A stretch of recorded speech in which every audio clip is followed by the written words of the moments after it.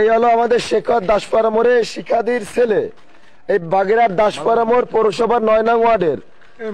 আমি হলো এই যে সুদীপ্ত আছে এখানে, বৌদির এদিকে সুনীল দা এদিকে আসো, এদিকে আসো। এই যে ডাকাত সরাইছে একটু আগে দেখলাম যে আমাদের বাসাবাড়ির সজল শাহ দেখলো যে একসাথে গোপন গুলো বের কর হয়েছে, লাইভ হচ্ছে আমার, দাঁড়ান। আচ্ছা শেখর, তুই যে একটু আগে দিলি যে এই মাত্র 3 পিস ধরলাম, এই সব জায়গায় এখন ছড়ানো যে ডাকাত ডাকাত ডাকাত ডাকাত ডাকাত, তাই তুই 3 পিস সেই ডাকাত 3 পিস কই? আমি এমনি দিছি ভাই, আমি দাসপাড়া মোড়ে বসে সবার সামনে 4-5 জন ছিল।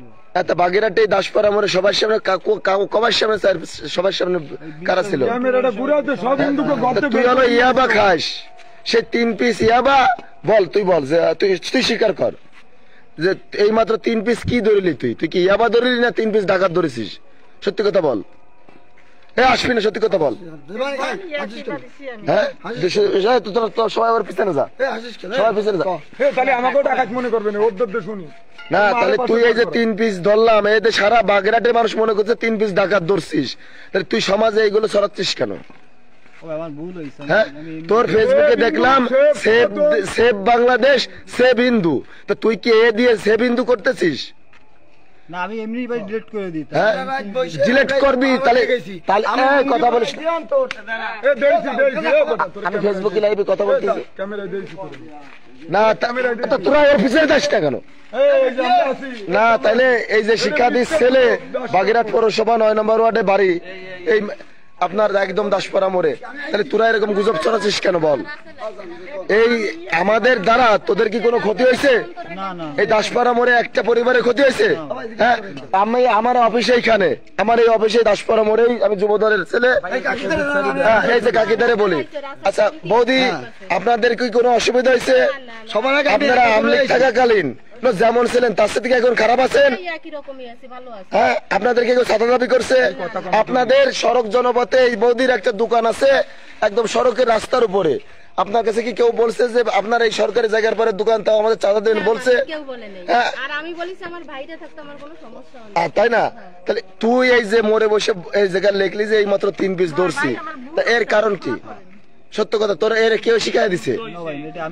বাগেরহাট জেলা আওয়ামী লীগের কে আছে তোর পিছনে তাই বল? ইন্ডিয়ান র আছে তোর পিছনে? আছে কে? ইন্ডিয়ান র আছে? সত্য কথা বল।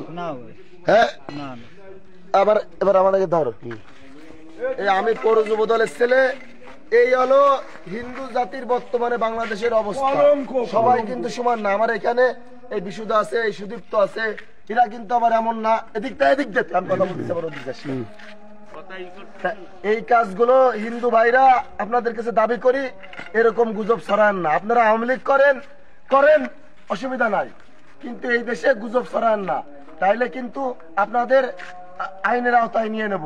আমরা চাইছিলাম একে এখন আইনের আওতায় দিতে, সেনাবাহিনীর ফোন দিয়ে, কিন্তু এর মা কান্নাকাটি, এদিকে আসেন, আপনি সামনে আছেন, এর এই মা কান্নাকাটি করতেছে, এর মার দিকে তাকায়, তা করলাম না, তার বাড়ি এইখানে।